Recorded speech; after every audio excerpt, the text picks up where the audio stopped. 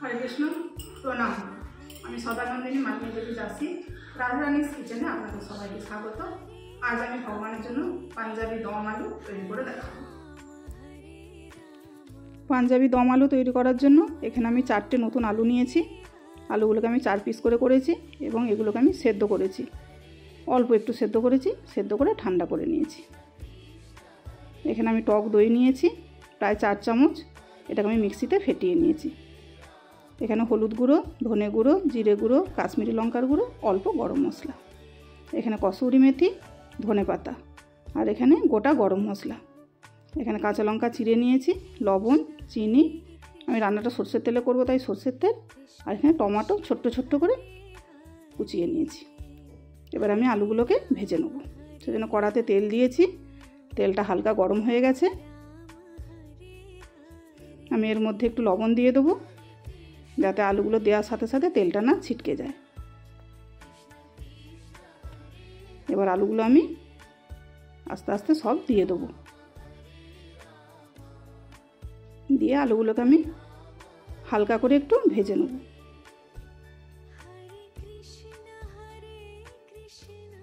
আলুগুলোকে একটু নাড়াচাড়া করব, করে একটু ভেজে নেব।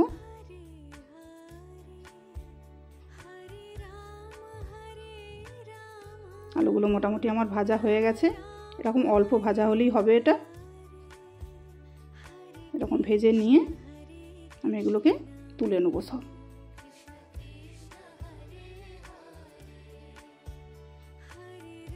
সব আলুগুলোকে আমি একটা পাত্রের মধ্যে তুলে নেব। এগুলো তুলে নিয়ে এগুলো একটু ঠান্ডা করতে হবে। ঠান্ডা করে আমি ফিরে আসছি। আলুগুলো ঠান্ডা হয়ে গেছে। আমি এর মধ্যে টক দই দেবো, যেটা আমি ফেটিয়ে রেখেছিলাম। পুরো টক দইটা দিয়ে দিলাম। এবার এর মধ্যে পরিমাণ মতো লবণ দেবো,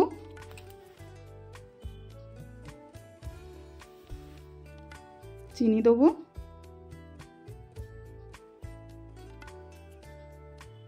আর যত গুঁড়ো মশলা ছিল যেগুলো আমি নিয়েছিলাম ওগুলো সব দিয়ে দিলাম। দিয়ে এটাকে আমি ভালো করে মিশিয়ে 5 মিনিট ঢাকা দিয়ে রাখবো। 5 মিনিট পরে আমি কড়াই তেল দিয়েছি।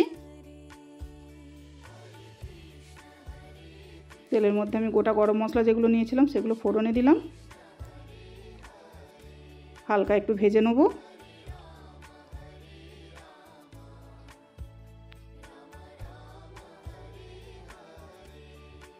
এখানে আমি একটু হিং দেবো। আমি হিংটা তখন বলতে ভুলে গেছিলাম, কিন্তু এই তরকারিটা একটু হিং দিতে হবে। আমি একটু হিং দিলাম। এটাকেও একটু ভালো করে ভেজে নিলাম। সুন্দর স্মেল বেরিয়ে গেছে, ভাজাও হয়ে গেছে মোটামুটি।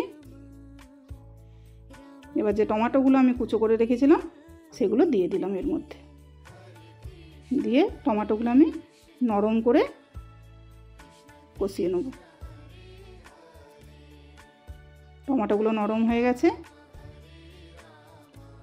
এর মধ্যে আমি ধনেপাতা যেটা আমি কুচিয়ে রেখেছিলাম এটা একটু দিয়ে দিলাম। দিয়ে একটু নাড়াচাড়া করে ধনেপাতাটা একটু মিশে যাওয়া পর্যন্ত একটু নাড়াচাড়া করব। এরপর ওর মধ্যে যে টক দই এবং আলু আমি ম্যারিনেট করে রেখেছিলাম ওটা আমি পুরো দিয়ে দিলাম। এটাকে আমি নাড়াচাড়া করব এবং ঢাকা দিয়ে দিয়ে এটাকে আমি কষাবো। নাড়াচাড়া করা হয়ে গেছে, এটা আমি ঢাকা দিয়ে দেবো। এটা কষানো হয়ে গেছে, তেল বেরিয়ে গেছে।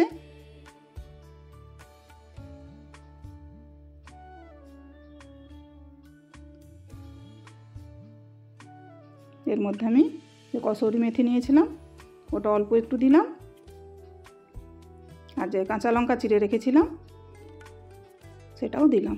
দিয়ে একটু নাড়াচাড়া করব, করে আমি আবার একবার একটু ঢাকা দেবো।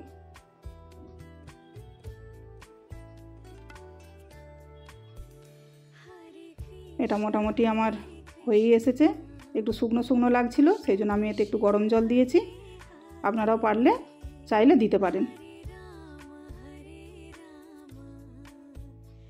এটা হয়ে গেছে, আমি এটা আবার নামিয়ে নেব। খুব সুন্দর গ্রেভি হয়েছে, কালারও খুব সুন্দর এসেছে।